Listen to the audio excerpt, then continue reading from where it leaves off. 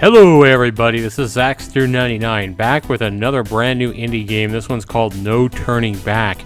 I'm going to be going ahead and giving you guys my first impressions and thoughts and review on this game. I want to go ahead and thank the developer of this game who actually gave me a copy for evaluation right here on my channel.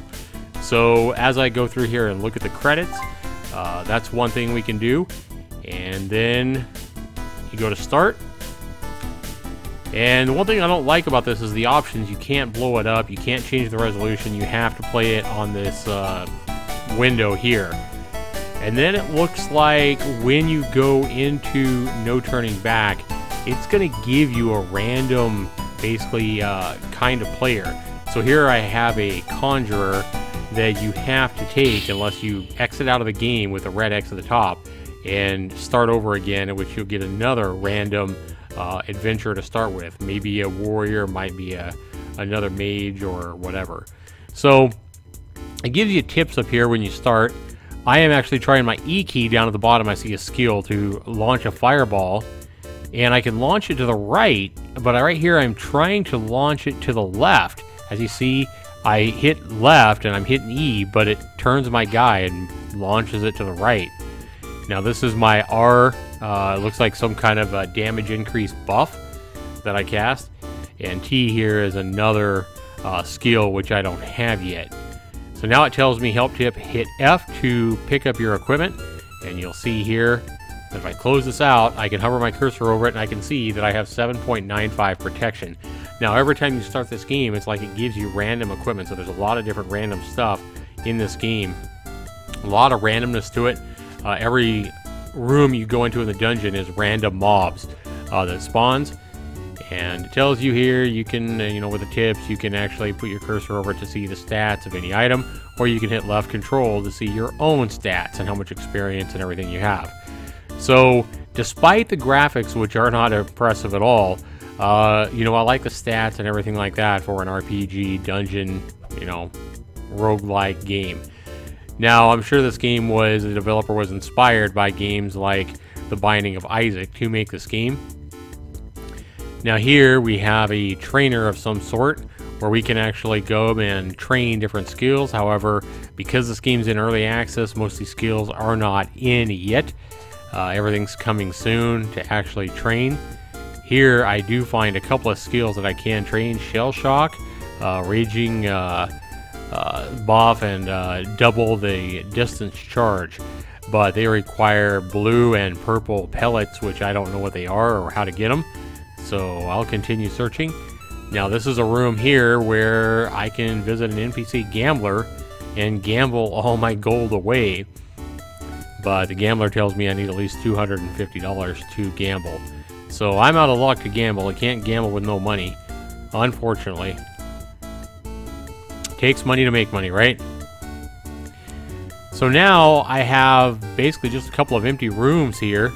It says this room's empty. Venture forth and find followers for your order. Alrighty then, so let's go ahead and enter the dungeon then. And cultists can be either mages or warriors. Alright, so the problem with this game is that you never know exactly what you're going to get in each room. And while that's a problem, it can also be the exciting element that some players may find really intriguing. To me, it's a little bit too much randomness. I like to have maybe the first room have a monster that I can't beat and have to go a different way, but to have so much randomness where I've walked into my first room and been surrounded by like 20 bats in this game, so a little bit too much, too quick for my taste. And I think there should be randomness, but there needs to be boundaries of exactly how random it can be at what point. So here I find anytime you kill a mob, it drops gold and purple coins, which you can collect by simply walking over it. And I'm using WSD. Now here I was finally able to launch a fireball to the left with this caster guy that I got.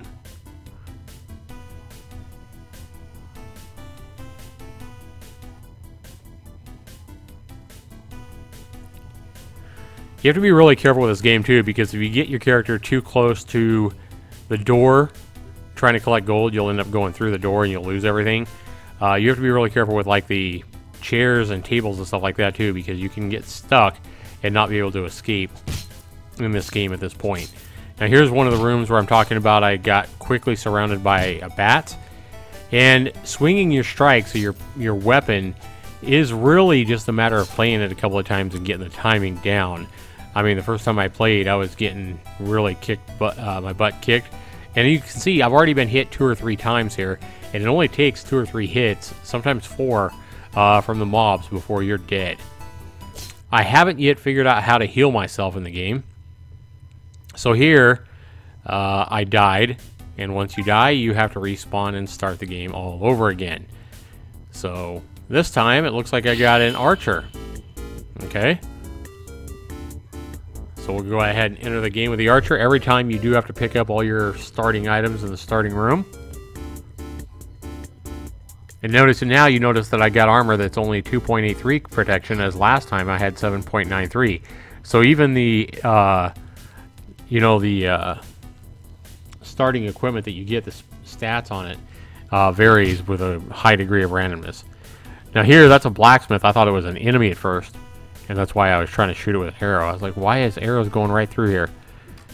Now, the problem with the archer here is it's really hard with this many mobs, simply because you can only fire one arrow like every 10 seconds or something. I don't know if it's every 5 seconds or 10 seconds. It feels like it's way too long. And just can't fire enough arrows to stay safe. So I died in that game. And here again, we find armor. And going to pick up a shield and a weapon with F. And I'm missing the weapon here, as you can see. That's why it's not letting me enter the dungeon. Silly me.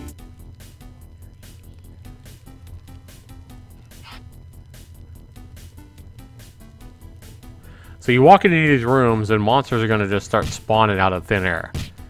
And here I'm just practicing using my shield bash with, I believe it's E. Yeah, for a shield bash. And here you can see I got cornered. Another problem with this game is you can see I can only attack left and right now. I couldn't attack down. So as you can see, I got trapped up there in the upper corner. I had no way to attack down to the mobsters, or to the mobs right below me, because this game only allows you to attack left and right currently. I did read something by the developer saying that, you know, only if he makes more money and makes a good amount of sales will he think about making it so you can attack up and down or north and south, because he has to make new sprites to be able to show that he's attacking up or down. Here you can see I just got a hell of a lot of bats on me. They have almost got me dead already. I am trying to be valiant here and, you know, take them out with my bow and arrow. But as you can see, I keep trying to fire, and every time you see me stop to try to fire and I don't fire nothing, it's because I didn't have enough time between the shots there. So this game is not easy, I'll tell you that right now. This is a very challenging game. Probably even more challenging than something like Binding of Isaac, simply because you're so limited on what you can do. Your movement is so slow compared to a game like Binding of Isaac. And your timing in this game has to be right on. I mean, if you fire your weapon either a second too soon or a second too late, you're pretty much as good as dead, because the mob's going to hit you, come closer yet, and it may be so close that you can't, hit it, because you do have to hit these mobs from a distance to actually hit them.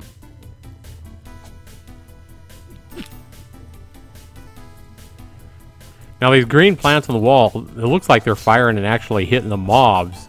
I haven't seen them do any kind of damage to me, even when I step right in front of their, poison blob that they spit out, whatever it is. But when this green poison actually hits this purple mob here, I believe it does some kind of damage. Look at how long, again, the randomness is just out of control here. Look at how many hits it's taken me to take this particular mob down. And there's nothing that says this mob is a boss. It's just got either specs so high, stats so high, that it's taken 30, 40 hits to kill it, or my randomness degree on my weapon that I currently have is so low.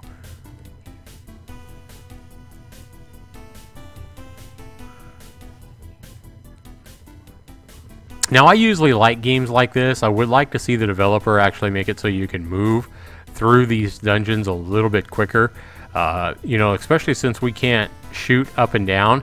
I think it's more than fair to allow us to have a little bit faster movement and keep the current mobs the same speed. But yeah, you need to make us so we can actually move a little bit faster. Now, you can hit the space bar left or right to actually do a quick dash out of the way, but I honestly think this game is a little bit too hard, especially for a newcomer coming into a game like this that maybe isn't patient enough to play the game long enough to where they get the timing down. Now here, the mob dropped some different weapon, and I'm taking a look to see which weapon is better. So I decided to go with a new one down on the ground because it has, I believe, a higher attack. Now keep in mind, I didn't know what the attack speed meant, if like higher was better, if lower was better, but I did find out that lower speed seems to be faster. So the speed is like how many clicks does the computer have to count before you can attack again. So if you got a weapon that's 80 clicks and a weapon that's 10 clicks, well, you're going to want to multiply the damage output by the 10 click ones times 8 to see how much damage you could have in that time. Because lower is better, basically, on the speed of these weapons. Allows you to attack much, much quicker. And I find that out here soon.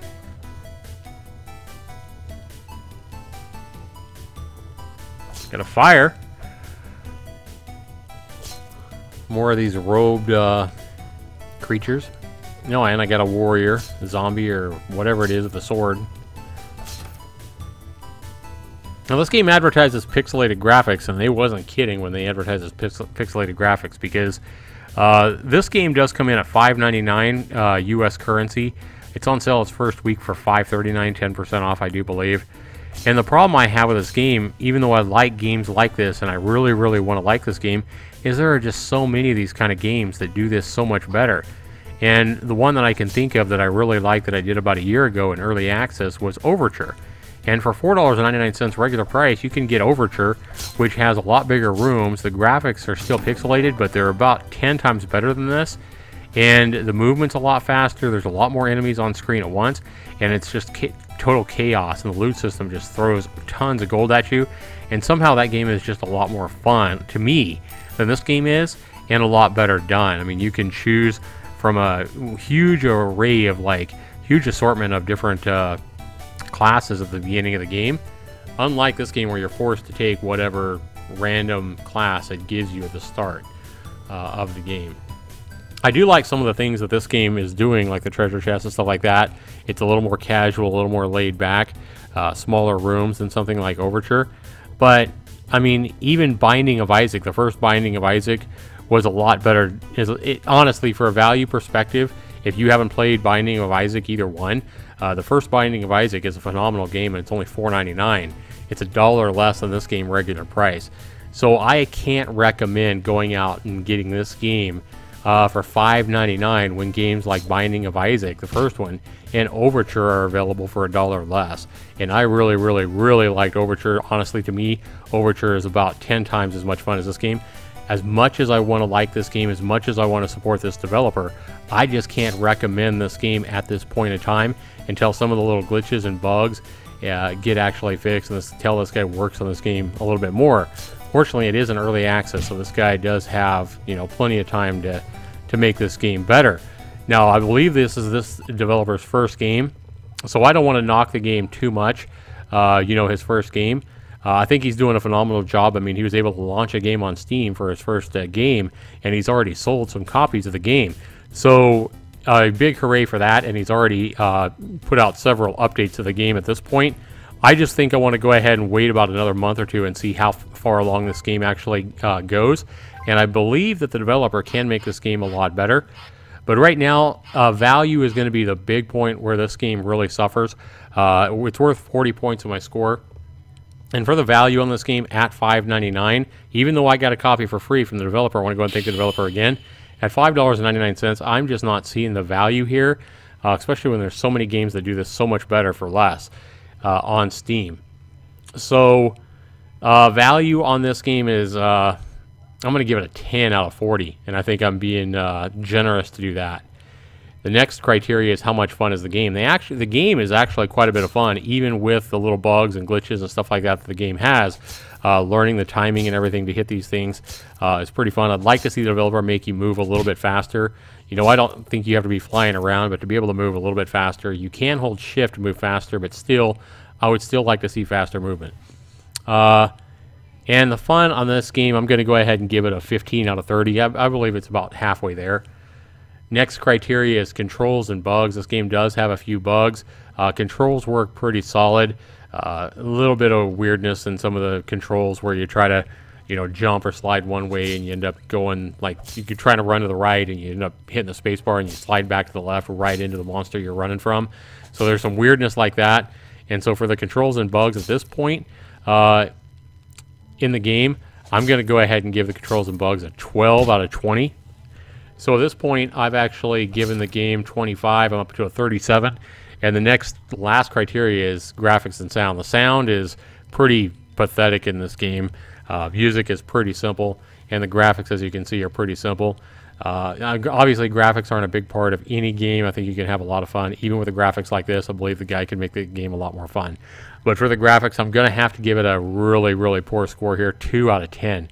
So if you add that all up, 10 for value, 15 for fun, and then 12 for controls and bugs, and 2 for value, you wind up with a score of a 39%.